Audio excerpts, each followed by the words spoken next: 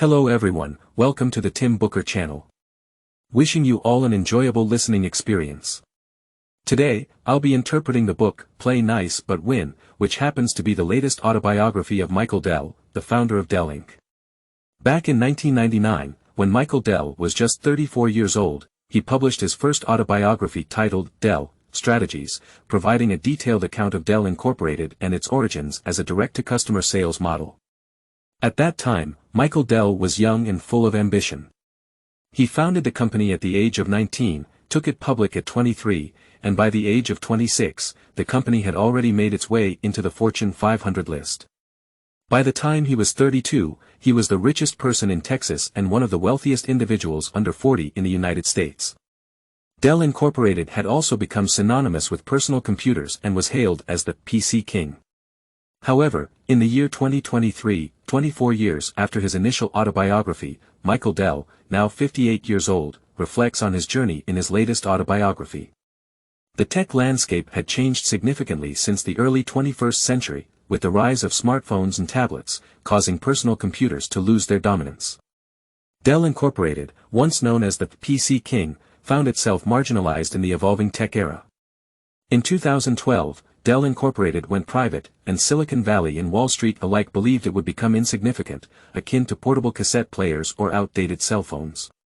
But in 2015, Michael Dell made a pivotal move by acquiring the IT infrastructure giant EMC. In 2018, Dell Technologies returned to the public market with renewed vigor, and in 2022, it achieved its highest ever revenue, profits, and cash flow, establishing itself as a hidden champion in the industry. Michael Dell chronicles these experiences in great detail within his book. In it, he presents two intertwined narratives. One portrays the curious and determined young man who led his company to become a global enterprise. The other narrative explores the critical moments when the company faced existential threats, how he navigated through fierce competition, successfully took the company private, and led it through a formidable transformation. These two narratives intersect, creating a narrative that feels akin to a cinematic montage. Microsoft CEO Satya Nadella describes it as a book suitable for entrepreneurs, leaders, and dreamers. Bridgewater Associates founder Ray Dalio states that Michael Dell will take you into the real world of building a business empire. For those with similar experiences, this book is a fantastic gift. Throughout the book, Michael Dell's two narratives can roughly be divided into four phases. The first phase spans from Michael's high school entrepreneurship to the formal establishment of Dell Incorporated in 1984. The second phase covers the rapid growth of Dell Incorporated after its founding and its successful IPO in 1988. The third phase details the period from the IPO to the eve of privatization, during which Dell Incorporated rose to the top of the market share while simultaneously facing market abandonment. Finally, the fourth phase explores Dell Incorporated's successful transformation after going private. I will interpret the entire book following these four phases. Let's start with the first phase. The timeline spans from Michael Dell's entrepreneurial ventures during his youth all the way to the formal establishment of Dell Incorporated in 1984. For a company to stand out in the industry, it either needs innovative products or innovative models. Dell Incorporated made its mark through model innovation. In its early days, Dell Incorporated improved upon IBM's computers, offering customers better computer configurations at more affordable prices. But why was Michael able to improve upon IBM's computers? Let's delve into the context at the time. Before 1975, personal computers had not yet emerged. The mainstream computers were large-scale, integrated circuit machines developed by IBM. These computers were massive, expensive, and primarily served government and corporate needs. IBM earned the nickname Big Blue due to its dominance. In 1975, an American engineer named Steve Wozniak designed and handcrafted a computer called the Apple I. While you might not be very familiar with Wozniak's name, you've likely heard of his good friend, Steve Jobs. After the debut of the Apple I, Jobs and Wozniak co-founded Apple Incorporated and released an improved version called the Apple II in 1977. The Apple II can be considered the true birth of the personal computer, and it gained a passionate following among computer enthusiasts. In the same year it was released, the Apple II sold 2,500 units, and over the next 16 years, various models of the Apple II sold nearly 6 million units in total. It was thanks to the success of the Apple II that Apple Incorporated went public on December 12, 1980. People had high hopes for Apple's products and its future. The success of the Apple II showed the vast market potential for personal computers, especially to IBM, which was often seen as the industry giant.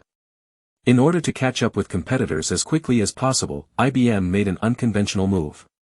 Instead of developing its own product from scratch, IBM decided to assemble a computer using mature components from various companies, such as Intel's microprocessors and Microsoft's operating system. On August 12, 1981, IBM released its first personal computer, the IBM 5150. To attract more manufacturers to adopt its operating system, IBM even announced that it would make all technical documents available to the public. This meant that computer manufacturers worldwide could produce products compatible with its operating system. Now, back to Michael's story. When IBM launched the IBM 5150 personal computer, Michael was just 16 years old and still in high school. He immediately dismantled the computer after buying it and noticed that all the parts of the IBM 5150 were sourced from other companies. So, he went to an electronics store, bought similar parts, and quickly assembled a new computer. After experimenting further, he realized that he could upgrade some of the components to improve the computer's performance. For instance, he upgraded the computer's 16 kilobytes memory to 256 kilobytes. Michael saw a business opportunity here. He began buying basic IBM machines from retail stores, modifying and upgrading them, and then selling them for a profit. His customized computers gained popularity in the local area because they outperformed IBM computers, were more affordable, and came with reliable and free technical support. In August 1983, Michael enrolled at the University of Texas at Austin, following his father's plan to study medicine. However, his focus wasn't on his studies. His college dorm room was filled with computer assembly parts, and he advertised his services in the local newspaper. He even won bids for equipment procurement projects for the Texas state government. During his freshman year, Michael devoted most of his energy to his computer business. On May 3, 1984, he officially registered Dell Computer Corporation. Just 2 weeks later, he had final exams, but after they concluded, he dropped out of college. He didn't follow his father's plan to become a doctor. Instead, he told his father that he wanted to compete with IBM. And he did. Michael said, "Entrepreneurship was as natural to me as breathing. I found out very early in life that I liked to make money. I thought it was fun." In the first 9 months of Dell Incorporated's formal operation, Michael assembled a small team, including a software store manager for software support and daily management, several salespeople for telephone sales, and several technicians for computer assembly. This small team generated over $6 million in sales, expanded their business nationally, and received orders from major companies like Texas Instruments and Ford. Dell Incorporated's model gradually took shape. Customers placed orders via phone or email, and Michael and his technicians assembled computers based on customer specifications, selling them directly to customers. This became Dell Incorporated's proud direct sales model, providing significant cost advantages in 2 main areas. First, by selling directly to customers, there was no need for finished product inventory. They only needed to maintain parts inventory, which could be kept at very low levels. Second, they avoided the marketing expenses associated with multi-tier distribution. That concludes the translation for this segment. With this, Dell Incorporated entered the second phase, characterized by rapid growth. During this phase, Michael, leveraging his business acumen, adjusted several key strategies for Dell Incorporated. The company's development can be described as taking off like a rocket. First, there was a shift in the product direction. To establish a core competitive edge, Michael decided to transition from assembling computers to developing proprietary products. In June 1985, Dell launched its first proprietary brand computer, the Turbo PC. This computer offered significant price advantages, priced at $795, while similar configured IBM personal computers at the time were selling for $1,500 to $2,500.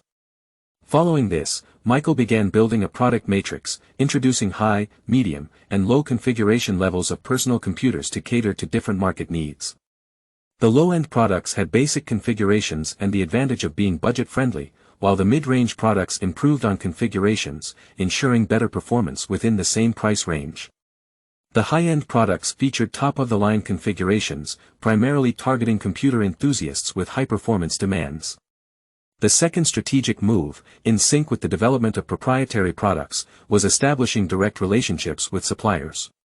To eliminate layers of markups in the component procurement process and further reduce costs, Michael established direct relationships with suppliers of major computer components. He actively participated in electronics exhibitions held in Japan, South Korea, and other locations, engaging in direct communication with personnel from companies like Samsung, Sony, and Panasonic. Many suppliers committed to shipping products directly to Dell Incorporated. This direct supply strategy saved Dell Incorporated millions of dollars in product costs. The third major strategy was globalization. In June 1987, Dell expanded its overseas market to the United Kingdom. Perhaps this decision was influenced by Michael's vacation to the UK with his family 3 years prior. During that trip, he noticed that personal computers in UK stores were being sold for as much as $3,000, while he could assemble them for $600 to $700 using components. Additionally, sales personnel in those stores had little knowledge of how these computers worked. When Michael decided to expand into foreign markets, the first stop was the UK. Expanding into the UK market, Michael also initiated the fourth major strategy, offering free services. Despite Dell Incorporated's price advantage, its market share was still not substantial. IBM and Compaq held over 50% of the personal computer market. To gain a larger share, Dell Incorporated needed a distinctive approach. The idea of offering free services emerged from a brainstorming session in 1986. Several Dell Incorporated salespeople unanimously believed that the most convincing factor when pitching computers to customers was prompt, professional, and free service. They wanted to assure customers that regardless of any issues they encountered, they could guarantee that a technician would be dispatched the same day or the following day, and this service would be free. Michael believed this idea was worth trying. In 1987, Dell Incorporated signed an agreement with the Honeywell Group, a subsidiary of which operated a global service model that aligned perfectly with Michael's vision of servicing customers worldwide. They agreed that for every personal computer produced by Dell Incorporated, they would pay this company $30. In return, this company committed to providing free on-site service the same day or the next day when customers had issues. Dell Incorporated became the world's first personal computer manufacturer to provide free on-site service. This initiative helped the company secure orders from major corporations and government agencies. However, behind Dell Incorporated's rapidly increasing sales, there was a hidden risk of a funding shortfall. In 1986, Dell Incorporated projected sales would exceed $52 million. However, the local bank in Austin where Dell Incorporated was based offered them a credit limit of only $600,000. Due to a sharp drop in Austin's real estate prices, this bank even considered canceling this meager $600,000 credit limit and closing Dell Incorporated's account. Clearly, this credit scale was far from sufficient for Dell Incorporated's operations. The company needed to prepay for materials, and many clients, such as corporations and government agencies, had payment terms that required several days or even weeks after the receipt of goods for payment.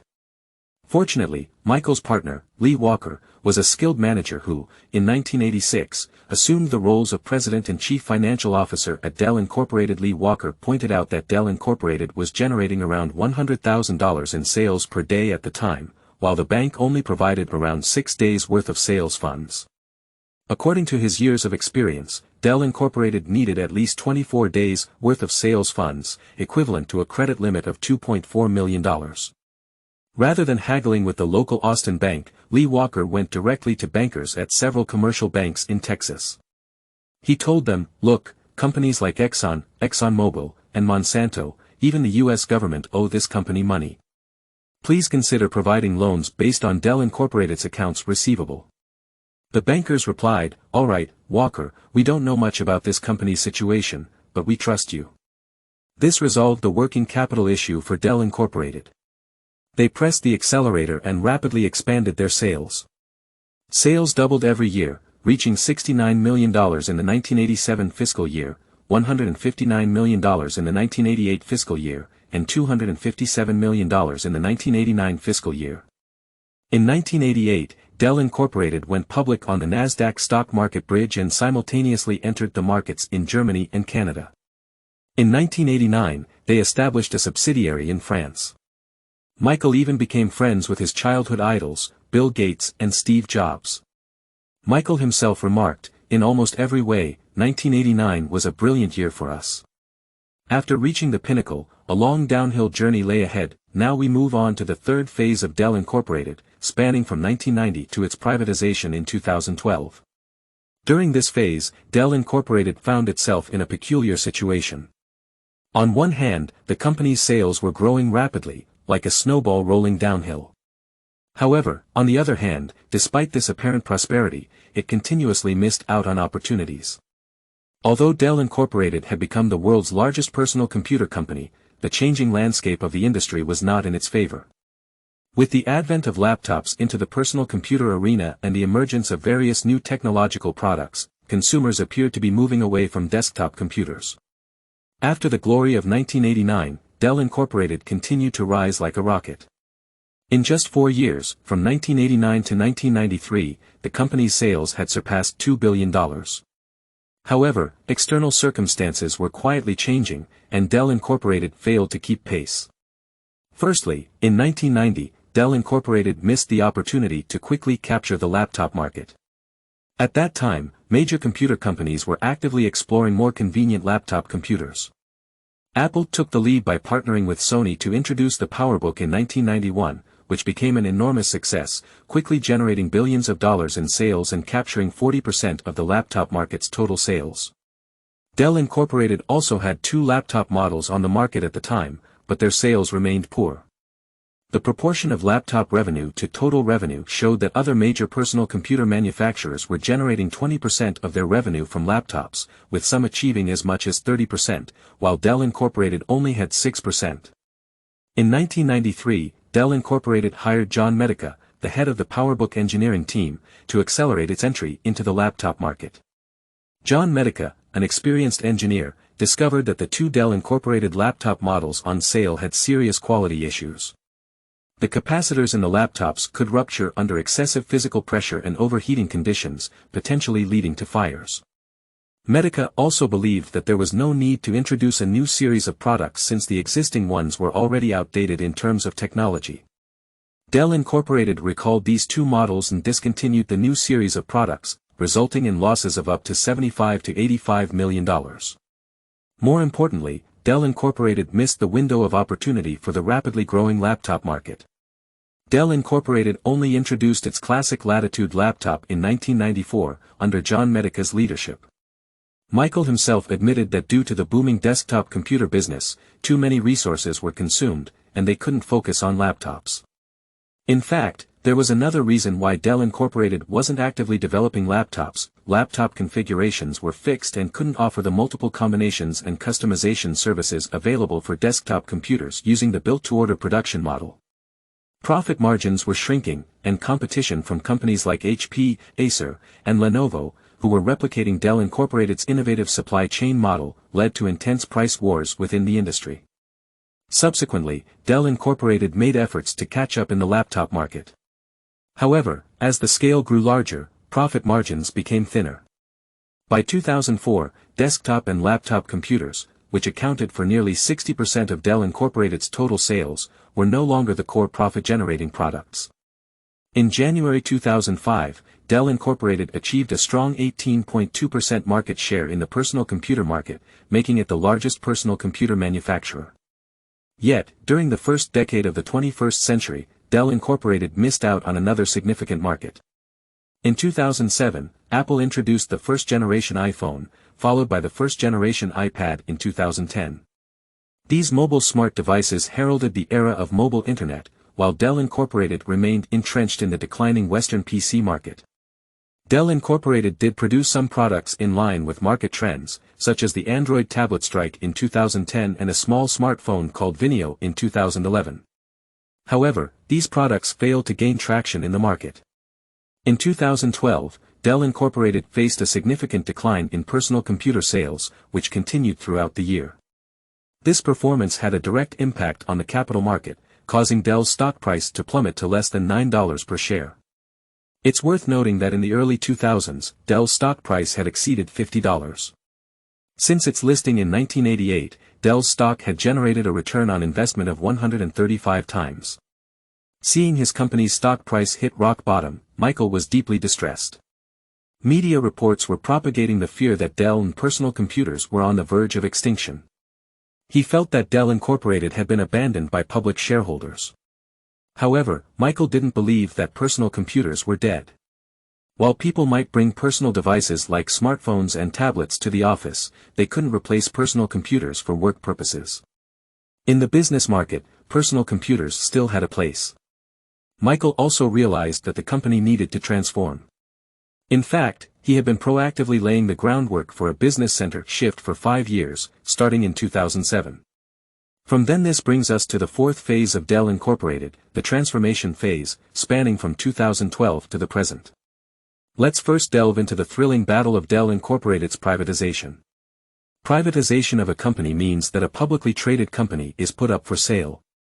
In theory, whoever can provide the highest bid becomes the owner of the company. This was a deal of colossal magnitude, reaching into the tens of billions, something that Michael couldn't achieve on his own. He needed to find a partner willing to contribute to this substantial price. So, the first step was to find a suitable partner. 2 potential collaborators approached Michael for discussions on the privatization: global private equity giant KKR and the major private equity firm Silver Lake Partners. These 2 companies had slightly different focuses. KKR was primarily interested in understanding the financial prospects of Dell Incorporated after privatization and the future of its personal computer business. They were skeptical about how the company would regain market share. Silver Lake Partners, on the other hand, possessed technical expertise and could discern the feasibility of Michael's transformation strategy just from Dell Incorporated's publicly available information. Their primary concern was the company's strategic positioning in cloud storage and security software after the transformation. In summary, KKR had a more mainstream view of Dell Incorporated's future and was not optimistic about it, while Silver Lake Partners supported Michael's strategic direction and believed that privatization would benefit Dell Incorporated significantly. It was the stark difference in these 2 companies' attitudes that, when Dell Incorporated reported lower-than-expected earnings in its Q3 financial report on November 15, 2012, caused KKR to feel uncertain about Dell Incorporated's future and announce their withdrawal from partnering with Michael. Notably, the stock price fell by 7.3% to $8.86 per share the next day. There was also a minor twist in this journey. Dell Incorporated's board of directors had invited another private equity firm, Texas Pacific Group, TPG, to acquire the company. However, TPG, like KKR, had a similar viewpoint and did not have faith in Dell's transformation. They believed that Dell's personal computer business would be its downfall. Silver Lake Partners' stance was in stark contrast to these 2 companies. Eugene Bender, a partner, even went so far as to say that Dell Incorporated was severely undervalued. With a partner secured, the next step was to put forth a reasonable bid for Dell Incorporated. The board of directors had to weigh the option that would provide the maximum benefit to the company and its shareholders by selling it at the best price. Initially, Silver Lake Partners proposed an offer of $12.70 per share, which was later raised to $13.60 per share. For a business empire like Dell Incorporated, even a 5-cent increase per share would translate to nearly $100 million added to the total price. After much back-and-forth negotiation between the 2 sides, the board ultimately agreed to a bid of $13.65 per share. On February 5, 2013, the parties reached a consensus, with Silver Lake Partners, led by Michael, acquiring Dell Incorporated for $24.4 billion at $13.65 per share. Michael believed that everything had finally settled, but in reality, the real battle was just beginning. The man at the center of this storm was Carl Icahn, known as the Wall Street Wolf and a corporate raider. Icahn had a mature modus operandi. When a company was in trouble, he would first buy its stock, gain a significant position in the company, and then force the company's leadership to make decisions that would boost the stock price, hence increasing the value of his holdings. However, he had no real interest in managing the company. Once he felt he had made enough profit, he would exit the scene, selling the company's assets without regard for the fate of the employees or shareholders. Using this strategy, Icahn had made billions from more than a dozen companies, including Global Crossing, Marshall and Swift, Blockbuster, Netflix, Motorola, and many more. Icahn held a stake of 100 million shares in Dell, close to 6% of the company. He claimed to be working alongside Southeastern Asset Management, which held an 8% stake. Together, they controlled around 14% of Dell's shares, close to Michael's own 16% stake in outstanding shares. Icahn repeatedly declared that Michael's proposed transformation strategy for Dell was effective, and that Dell's value was much higher than what Michael and Silver Lake had offered. However, he simultaneously filed lawsuits against Dell on several occasions, accusing Michael of working for both buying and selling sides and exerting undue influence on the Dell board. He also claimed that Michael influenced shareholder voting procedures. However, as Icahn never presented a higher bid for the acquisition and only made promises of a leveraged capital restructuring, these claims were largely seen as empty bluster. In September 2013, Dell's privatization proposal was approved by a shareholder vote, concluding this year-long tug-of-war. Michael could finally go all out and embark on a major transformation. Shifting from a traditional PC manufacturing company to a world-class information technology infrastructure corporation was no easy feat. Many companies wouldn't choose to do so because, in the process of growing, they've been labeled with specific tags and have acquired specific customer bases. A complete transformation would essentially mean starting a new company. However, Michael remained resolute. He believed that his insights into future technology trends were accurate. In 2015, Dell acquired EMC, the largest information storage company in the United States. Subsequently, in 2018, Dell also acquired VMware, a publicly traded company owned by EMC. The acquisition of EMC came with a hefty price tag of $67 billion, marking a historic high at the time. It's worth noting that when Dell went private, its valuation was around $24.4 billion. This acquisition was akin to a David versus Goliath scenario. What made these two companies special? EMC's core product was a robust software-hardware data storage array, making it a world leader in network information storage systems. VMware excelled in server virtualization, which is essentially what we commonly refer to as cloud servers today. You might wonder why Dell had to spend such a huge sum to acquire these two companies. This ties into the uniqueness of the technology industry. In the tech sector, acquiring a company ranked 6th or 7th in its field and elevating it to 2nd or 3rd place, or even to the top spot, is nearly impossible. Tech products undergo constant iterations, and being in the top position often provides overwhelming advantages, making it challenging for newcomers to surpass the leaders. Michael had a clear sense of self-awareness. He knew that if he didn't acquire top-tier companies in their respective fields, he would soon encounter a growth ceiling.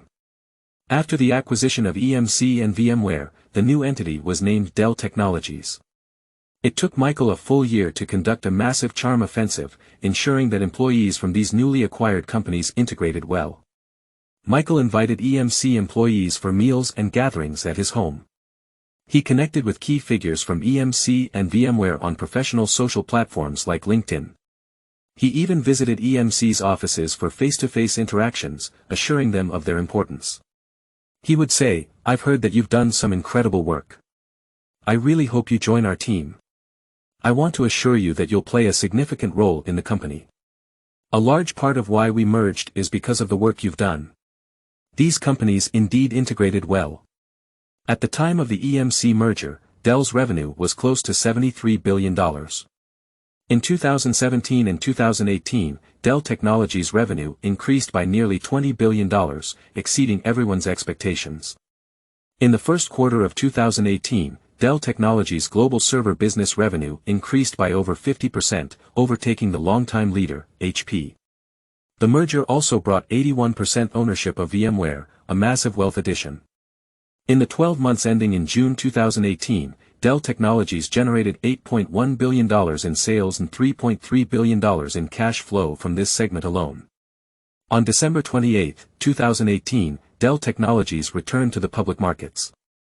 Reflecting on the past, what sets Dell apart from contemporary tech companies like IBM, Microsoft, and Apple is that its success in the late 20th and early 21st century wasn't driven by core technology but by innovative business models. After acquiring EMC and VMware, Dell became a technology company that integrated infrastructure, servers, storage, and data protection hardware and software. It gained core technological capabilities that rivaled its competitors, establishing itself as a dominant force in the enterprise data storage sector with a market share exceeding 35%. As of now, Dell Technologies has been publicly listed for nearly 5 years. How has it fared?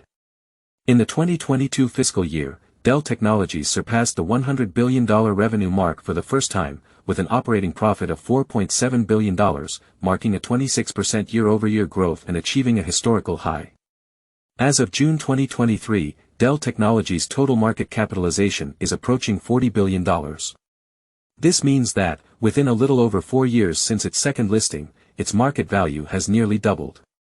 Michael Dell, who is currently 58 years old, continues to lead the restructured Dell Technologies Group. According to Forbes' latest ranking for 2022, Michael Dell ranks 16th on the list of the wealthiest individuals in the United States, with a net worth of $50 billion. Congratulations, you've completed another book. Thank you for your support and attention. Please subscribe to the Tim Booker channel, like, and share this valuable knowledge with your friends.